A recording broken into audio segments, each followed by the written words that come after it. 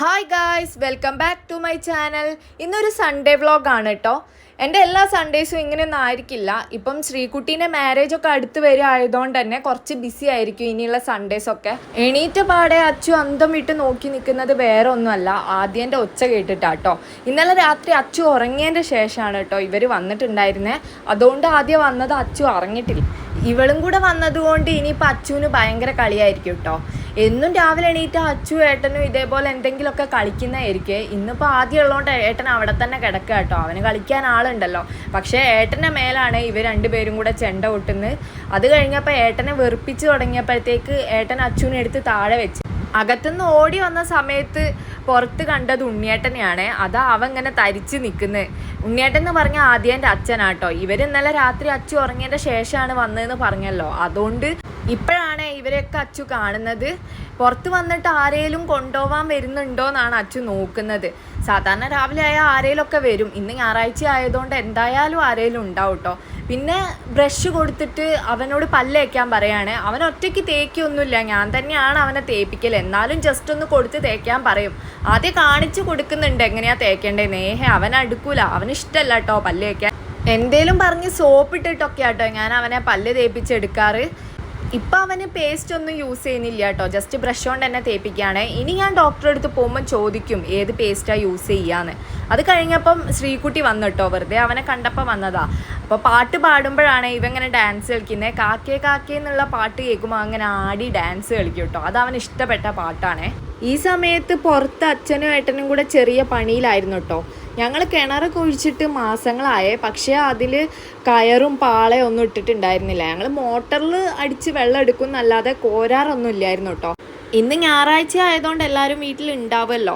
അതുകൊണ്ട് ഏട്ടനും അച്ഛനും കൂടെ ഇതൊക്കെ സെറ്റ് ചെയ്തു കേട്ടോ. എന്നിട്ട് എന്നെ വന്ന് വിളിച്ചിട്ട് ആ വെള്ളം ഒന്ന് കോരാൻ പറഞ്ഞേ. അങ്ങനെ ഞാനാണ് ഉദ്ഘാടനം ചെയ്തത്. എൻ്റെ കൂടെ ആദ്യം ഉണ്ടായിരുന്നു കേട്ടോ.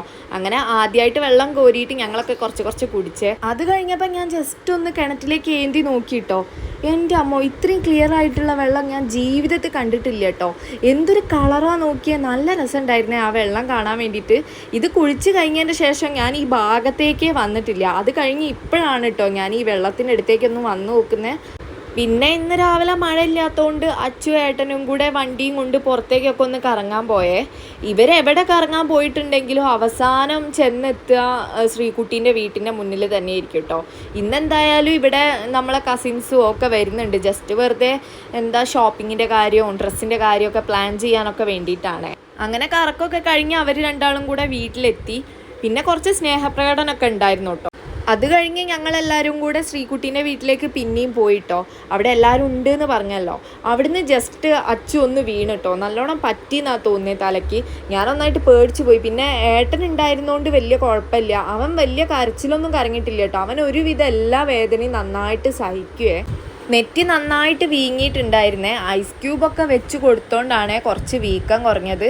വീണ് കഴിഞ്ഞതിൻ്റെ ശേഷം ഞാൻ അച്ചുവിനെയും കൊണ്ട് വീട്ടിലേക്ക് വന്നിട്ടോ. പിന്നെ ആദ്യം അച്ചുവും കൂടെ കുറച്ച് കഞ്ഞി കുടിക്കുകയാണ്. കഞ്ഞി കുടിക്കുമ്പോൾ ഞാനിങ്ങനെ വീഡിയോ എടുക്കുന്നതുകൊണ്ടാട്ടോ അവൻ പിന്നെയും വായ കാണിച്ച് തരുന്നത്. അല്ലെങ്കിൽ ഇത്ര ഡീസൻ്റ് ആയിട്ടൊന്നും അവൻ കഞ്ഞി കുടിക്കൂല കേട്ടോ. വേദന എന്തെങ്കിലും ഉണ്ടെങ്കിൽ കുറഞ്ഞോട്ടെ എന്ന് വിചാരിച്ചിട്ട് ഞാൻ അച്ചുവിനെ ഉറക്കിയേ. അത് കഴിഞ്ഞ് ഞാൻ നോക്കിയപ്പോൾ അശ്വതീച്ച് ഇതാ പഴയ ആൽബമൊക്കെ എടുത്ത് നോക്കുകയാണ്. ശ്രീകുട്ടീൻ്റെ അമ്മേൻ്റെയും അച്ഛൻ്റെയും മാരേജിൻ്റെ ആൽബമാണ് അത്. അച്ചു ഉറങ്ങിക്കഴിഞ്ഞപ്പോൾ ഞാൻ അവരുടെ അടുത്തേക്ക് പിന്നെയും പോയി. ചെന്ന് നോക്കിയപ്പോൾ ഇവരെല്ലാവരും കൂടെ കഴിച്ചുകൊണ്ടിരിക്കുകയാണ്. ക്യാമറ കണ്ടപ്പോൾ ഒന്നും കഴിക്കാൻ കിട്ടാത്ത ആളെപ്പോലെ അഞ്ചു വന്നിരുന്നേ. പക്ഷേ ഇവരെല്ലാവരും കഴിച്ച് കഴിയുന്നതിൻ്റെ മുന്നേ എല്ലാം കഴിച്ച് കഴിഞ്ഞിരിക്കുകയായിരുന്നു കേട്ടോ അവൾ.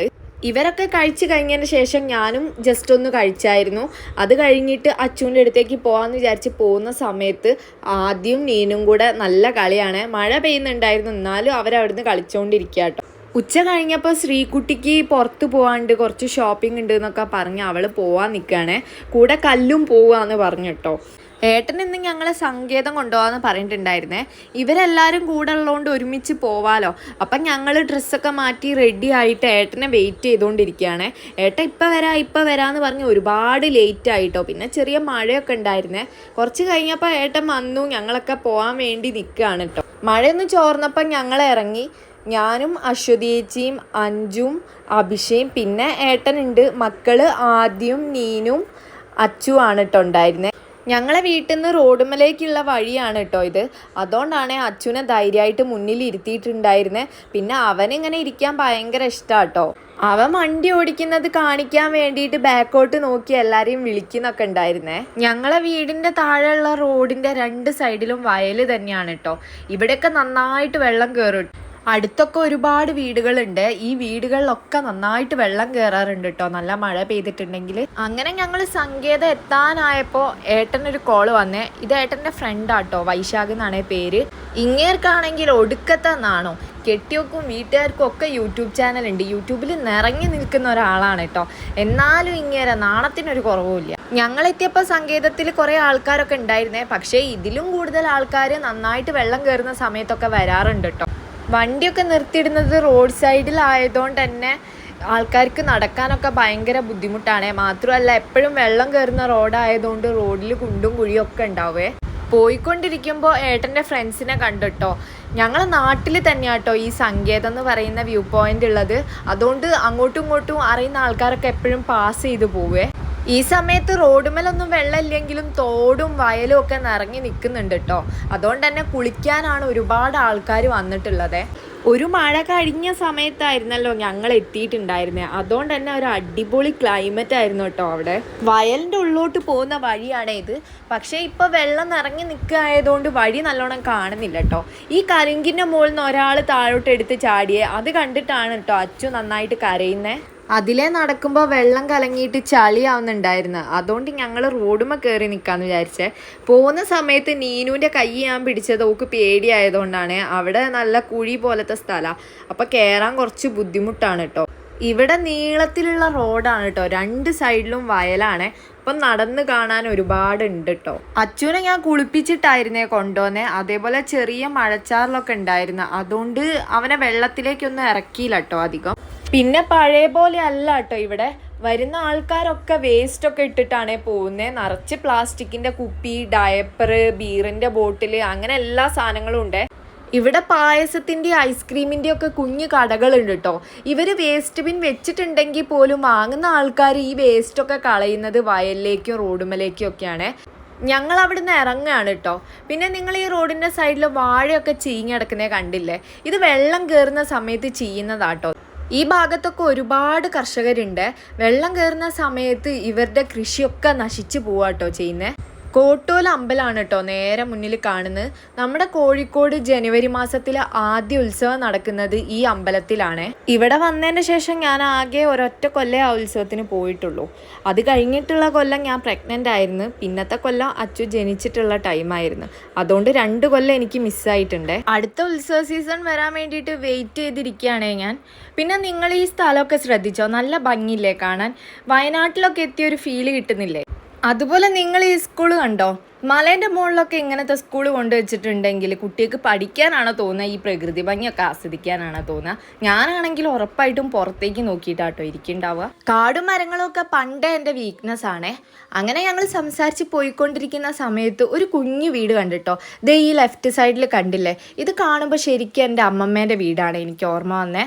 അമ്മമ്മേൻ്റെ വീടും ഇതേപോലെ ഒരു കുഞ്ഞു വീടായിരുന്നു കേട്ടോ. പക്ഷേ ഓടിന് പകരം ഓലയായിരുന്നേ ഉള്ളൂ. അങ്ങനെ ഞങ്ങളെ വീട്ടിൻ്റെ അടുത്ത് എത്താനായേ. അശ്വതിയേച്ചി അഞ്ചുമൊക്കെ രാവിലെ വന്നതായിരുന്നല്ലോ. അതുകൊണ്ട് അവർക്ക് വേഗം പോകണമെന്ന് പറഞ്ഞു കേട്ടോ. ഇപ്പോൾ കുറേ ഈവനിങ് ആയിട്ടുണ്ടായിരുന്നേ.